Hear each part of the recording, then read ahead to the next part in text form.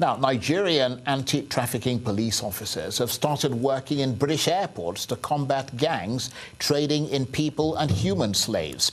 British airports such as Gatwick are increasingly used as entry points to the European Union by Nigerian trafficking gangs seeking alternatives to the perilous Mediterranean sea crossings. New figures reveal a sharp rise in the number of Nigerian women and unaccompanied minors on a key trafficking route into Europe. Many of the women are trafficked as prostitutes in the UK, Italy and Spain. A report from the International Labour Organization says an estimated 21 million victims worldwide are trapped in modern-day slavery, and many of them come from Africa. Well, with me now to discuss this issue is Oladapo Awosokanre from the anti-human trafficking NGO Africa. Thank you very much indeed for coming in.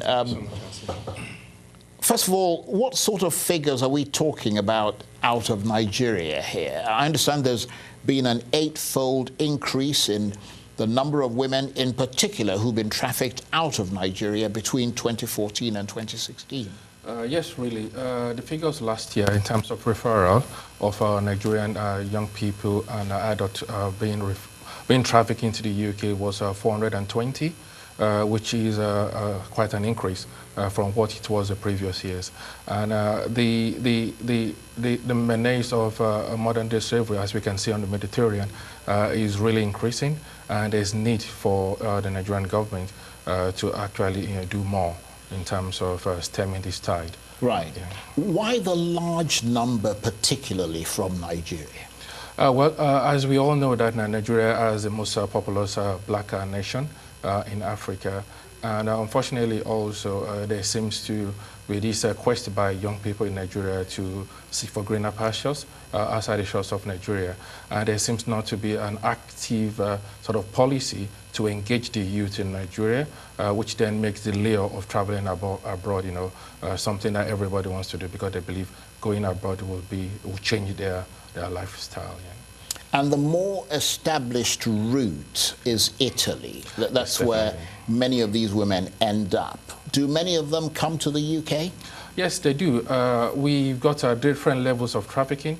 We've got people that have been trafficked for domestic servitude, being used as a housemaid and houseboy, which is quite common in Africa. And we've got those that have been also trafficked for the basis of this commercial sex trade. So most people that go to Italy oftentimes find their way of being, smuggled or, or trafficked back into the UK, where they are then used as a commercial sex slaves. Yeah. Right. Are all these women forcibly trafficked, or do they sometimes volunteer, knowing they're going to end up as prostitutes? Because in some cases, from what we understand, many of them are already engaged in prostitution in Nigeria. Yeah, most of them are being lured with the prospect of actually coming into for education, or also have an opportunity to work. And most of them are not being told that they're actually coming to become prostitutes. And there's cases where a lot of them were willing because the prospect of being taken out of Nigeria was far more better for them than the poverty and also their situation in Nigeria. So they tend to be basically told glowing things about coming to Europe and so on, and they jump to the bait. Unfortunately, there is a lot of push factors in Nigeria with the crisis in the Niger Delta, the Boko Haram in the north, and also the economy not doing very well with the recession. So people tend to easily fall prey to these perpetrators of trafficking. But it's interesting, though, that most of these women, from what we understand, are not coming from the north, where Boko Haram is operating, or from the Niger Delta, at least most of the Niger Delta. I understand that in Nigeria, most of these women come from one state, which is Edo State in the Midwest. I mean, why such a big concentration from there? Yeah, unfortunately, there's been well, in Nigeria even itself, a lot of prostitution or prostitutes are actually from the Midwest, which is from Edo Delta. And over the years, there's been that lure from that particular part of Nigeria for their women to want to travel outside the country, especially to Italy and Spain. Yeah, but why is that? Is there something cultural? Is there something, because obviously Nigeria has lots of different cultures, which are often quite dramatically different from each other. I mean, is there something about that part of Nigeria that allows sort of prostitution or the idea of it to fester, sort of thing? I won't say there is any form of research that has been able to confirm that. However, I believe the level of poverty, which I believe is also widespread in Nigeria, but there seems to be that particular layer for this abroad syndrome within people from the Edo Delta axis, which makes traveling abroad a layer for them. Right. Now, we know, as you mentioned there, most of the women trafficked end up as prostitutes. What happens to the minors who are trafficked? Because we understand quite a lot of them, and your organization deals with that, doesn't it? Minors, over the years, we've been able to deal with issues of minors, children coming into the UK and also elsewhere.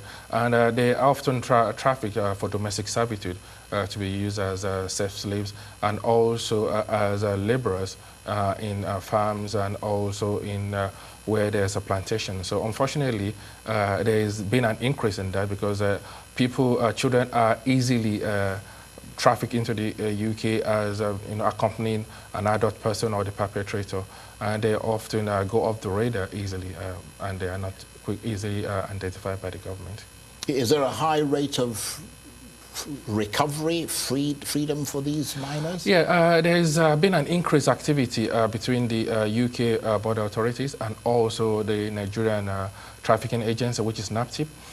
Quite a number of NAPTIP officers have actually come to the UK to get trained in terms of being able to investigate and identify these children. And earlier this year, at least 3 of them came into Africa for us to have some sort of working collaboration. So there's a lot of work going on underground, and now there is there's going to be some sort of stem in the tide of a lot of children being trafficked into the UK. Right, now let's talk about those Nigerian police officers who are working at British airports. I understand a lot of people are coming through places like Gatwick, for instance. How are they going to help combat this trafficking? Yeah, normally British immigration officers or police don't have that cultural knowledge and sensitivity to be able to understand and identify people. And we believe in Africa that that's a very good, actually, is a very good opportunity for trafficking to be stemmed, because the Nigerian police officers or NAPTIF officers do recognize the basic indicators to know who these people are, and they're able to identify them within a crowd, and then those children can be saved from being exploited. Well, correct me if I'm wrong, but I mean, shouldn't they be working on stopping this trafficking at the source in Nigeria? At the moment, there is a lot of actually work being done on that side, on the AS side in Nigeria. However, all these perpetrators have ways of also being able to circumvent and being able to escape from the officers that are on the AS side in Nigeria, in the airport. So having them on both sides of the border in Nigeria and also in the UK or elsewhere is a very good opportunity to ensure that the children are not trafficked from Nigeria. Right. So when the border police, working with the Nigerians, with you guys and so on, Africa, finally get to free these women or these minors, they often pass through you. Definitely. Tell us what processes you put them through to help them recover. Okay. Yeah. When a minor or any is taken from the airport, the first thing they do is to detain them, and then contact an organization like Africa for us to be able to confirm whether their story actually is true. And they go through the NRM process, and then they need to do the checks in order to confirm their age, to confirm whether they were actually trafficked.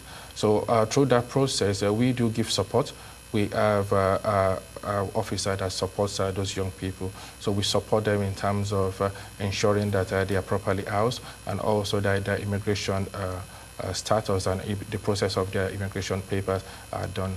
So that way we are able to provide that support for victims, which is very key, and also to ensure that the process of their being accepted within the British society goes very smoothly. Right. Now, the challenge, of course, is that it's very lucrative for traffickers. Yeah. There's a lot of money to be made for traffickers.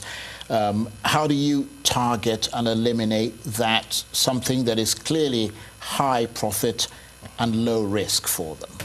Yeah, what we're trying to do now is actually to reach out to the Nigerian community in the UK, where they are also there to be able to watch out for, because these children or these people are actually within our society. They come to church on Sundays, and we know who they are. So there's need for there to be increased awareness within the Nigerian community for these cases to be reported. And that way, if people stop accepting a domestic servant from back home, it will actually make the layoff or the profit these people make, they will lose interest in doing it. Yeah. Well, we appreciate the work that organizations like yours, Africa, are doing. Oladapo Awosokanre there from the anti-human trafficking NGO, Africa. Thank you very much indeed. Thank you so much.